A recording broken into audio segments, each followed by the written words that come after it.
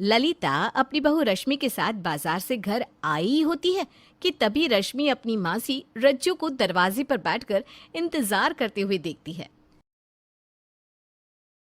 अरे मौसी जी, आप यहाँ आने वाली थी और आपने बताया भी नहीं। अरे बता देती तो मैं लेने आ जाती। अब क्या मुझे अपनी बेटी के घर भी बता के आना पड़ेगा? हैं? ऐसे ही नहीं आ सकती क्या? अगर नहीं आ सकती तो बता दे, अगली बार से पूरा बता के आऊंगी कि भाई मैं आऊं कि नहीं। अरे नहीं मौसी जी, ऐसी बात थोड़ी ना है। मैं तो बस बोल रही हूँ कि अगर आप बता देती तो आपको यहाँ बैठकर इंतज़ार नहीं करना पड़ता और आपको आने में भी तकलीफ हुई होगी ना थोड़ी बहुत। अरे भाई, अब भला मुझे अपनी बेटी के घर आने में थोड़ी तकलीफ होगी तो क्या हो गया? मैं तो सोच रही थी कि आई हूँ तो कुछ दिन रह कर जाऊंगी, तुझसे मिलूंगी, तेरी सास से मिलूंगी, लेकिन तू तो मुझे गेट से ही भगा रही है। खैर कोई बात नहीं, अब तो जाने को बोल दिया है तो क्या करूँ, चली जाती हूँ अपने घर। अरे अरे बहन जी, ये कैसी बात कर रही हैं आप? मेरी बहू की आप मासी है, इस घर की समधन भी हुई इस नाते। हर आप घर के दरवाजे से ही चले जाओ, ये थोड़ी ना अच्छा लगता है। आइए आइए, अंदर आइए। रश्मि, जाओ अपनी मासी के लिए कुछ अच्छा सा खाने को बना दो। आज ये हमारे साथ हमारे घर में ही रहेंगी और जब तक इनका मन नहीं करता हम इन्हें जाने भी नहीं देंगे। ललिता रज्जू को अंदर लेकर आती है। रश्मि अपनी मौसी के लिए चाय नाश्ता लेकर आती है। तीनों बैठकर आराम से खूब बातें करते हैं और हंसी मजाक करते हैं। कुछ देर बाद रज्जू को भी उसका कमरा दिखा देते हैं और वो वहाँ पर आराम करने चली जाती है। शाम के समय जब रश्मि रसोई में खाना बना रही थी तो रज्जू रश्मि के पास आती है। इतने दिनों बाद देख रही हूँ तुझे, आंखें तरस गई थी तुझे देखने के लिए, अब जान में जान आई है। वैसे रश्मि बेटा, एक बात तो बता, तेरा पति का खाता तेरे नाम पर भी होगा ना? मेरा मतलब वो क्या कहते हैं, जॉइंट अकाउंट। मासी, जॉइंट अकाउंट की क्या ज़रूरत है? अब जो उनका है वो मेरा भी तो है ना। जॉइंट अकाउंट करके मुझे क्या करना? सच में बहुत भोली है बच्ची तू। आज के समय में किसी का कोई भरोसा नहीं होता, यहाँ तक कि अपने पति का भी कोई भरोसा नहीं होता। कहाँ पलट जाए कुछ पता नहीं चलता। मासी जी, आप ऐसे क्यों कह रही हैं? वो तो बहुत ही सीधा शरीफ इंसान है। वो तो मेरे साथ कुछ गलत करने के बारे में सोच भी नहीं सकता। फिर तो रश्मि बेटा, तुझे और भी सावधान होने की ज़रूरत है, क्योंकि जो जितना सीधा दिखता है ना, उतना ही ज़्यादा कपटी होता है। मौसी जी, मुझे पता है आपको मेरी चिंता है, तभी आप मेरे लिए ये सब बोल रही हैं। लेकिन मैं जानती हूँ ना, अनुज जी कभी कुछ गलत कर ही नहीं सकते। वो सच में बहुत अच्छे इंसान है। अगर इतने ही अच्छे इंसान हैं तो एक बार बोल लेना जॉइंट अकाउंट के बारे में। अगर मान जाए तो मैं भी मान जाऊं कि तू सही कह रही थी और मैं गलत। रज्जू की बात बार बार रश्मि के दिमाग में घूमती रहती है और अगली सुबह के साथ ही रश्मि अपने पति अनुज के पास जाकर कहती है, सुनिए जी, वो मैं क्या कह रही थी ना कि आपका खाता बस आपका ही है। अगर हम एक जॉइंट अकाउंट खुलवा लेते हैं तो दोनों के लिए सही हो जाता ना। कभी कभी मुझे काम पड़ जाता है तो मुझे आपसे तो नहीं बोलना पड़ेगा और फिर हमारा जॉइंट अकाउंट होगा तो मैं खुद भी तो पैसे निकाल पाऊंगी। उसमें तुम्हें अकाउंट की क्या ज़रूरत है? तुम्हारे पास तो हमेशा इतने पैसे रहते हैं कि तुम्हें कभी किसी का अकाउंट से पैसे निकालने की ज़रूरत ही ना पड़े।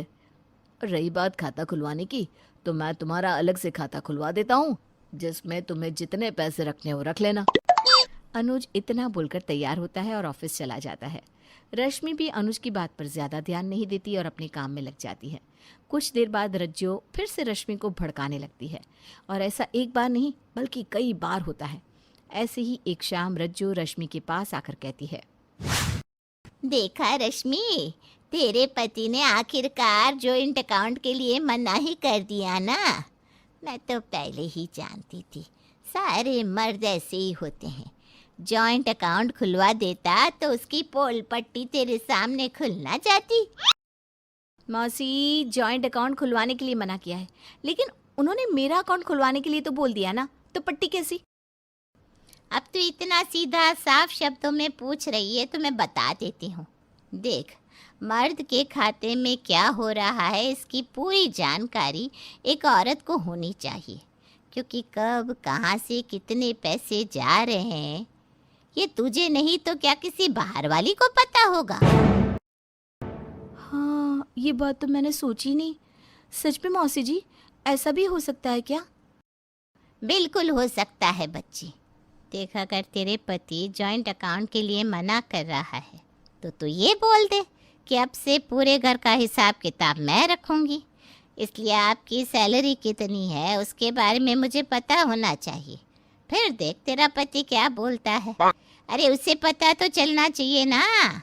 रज्जो बार बार रश्मि और अनुज के बीच में कलेश करवाने की कोशिश कर रही थी और ये सब रश्मि के साथ ललिता देख रही थी। एक बार रश्मि और अनुज में काफ़ी ज़्यादा लड़ाई बढ़ने लग जाती है और रश्मि घर का सामान तोड़ने फोड़ने लगती है। ये देखकर ललिता वहाँ आकर कहती है, क्या हुआ है बहू, तू इतना सामान तोड़ फोड़ क्यों रही है? कुछ हुआ है क्या? होना क्या है माँ जी, आपकी लाडली सपूत से ही पूछ लीजिए। अरे आप खुद बताइए, मैं अगर अपने पति से हिसाब किताब के बारे में पूछती हूँ तो ऐसा कौन सा गुनाह कर दिया मैंने जो वो मुझ पर इतना चला रहे हैं? उनकी पत्नी होने के नाते अब क्या मैं उनसे कुछ सवाल जवाब भी नहीं कर सकती? देख लीजिए बहन जी, आपका बेटा मेरी बच्ची से कैसे बात करता है। अरे एक पत्नी नहीं पूछेगी तो किसी बाहर वाली को बताएगा क्या है? और इतना डरने वाली बात क्या है? कहीं कोई बाहर वाली से चक्कर तो नहीं चल रहा? देख लीजिए, अगर ऐसा चल रहा है तो कुछ सही नहीं है भाई। मुझे पता था ये सब आज नहीं तो कल होने ही वाला है, इसीलिए मैंने इन सब का पहले ही हल निकाल दिया था। थोड़ा समय वेट कर लो, सबको पता चल जाएगा कि क्या होने वाला है। ललिता के कहने पर सब इंतजार करने लगते हैं। अगली सुबह रज्जो की बहन यानी कि रश्मि की माँ अनीता आती है। अनीता के आते ही रज्जो थोड़ी घबराने लगती है।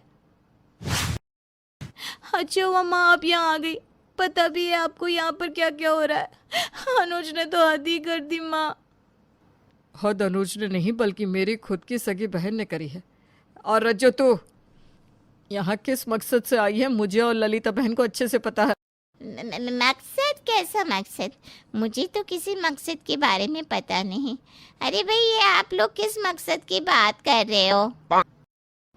कोई बात नहीं रज्जो, तू यहाँ किसी मकसद से नहीं आई है ना, लेकिन मैं तो यहाँ एक मकसद से ज़रूर आई हूँ, तुझे यहाँ से बाहर निकालने के मकसद से, क्योंकि तूने बहुत तोड़ लिया मेरी बेटी का घर। अब बस और नहीं, बचपन का बदला अब ले रही है। अरे माँ बाप मुझे ज़्यादा मानते थे तो इसमें मेरी क्या गलती है? और फिर अनीता सबको सारी बात बताती है, जिसके बाद सब मिलकर रज्जो को घर से बाहर निकाल देते हैं और हंसी खुशी साथ में रहने लगते हैं।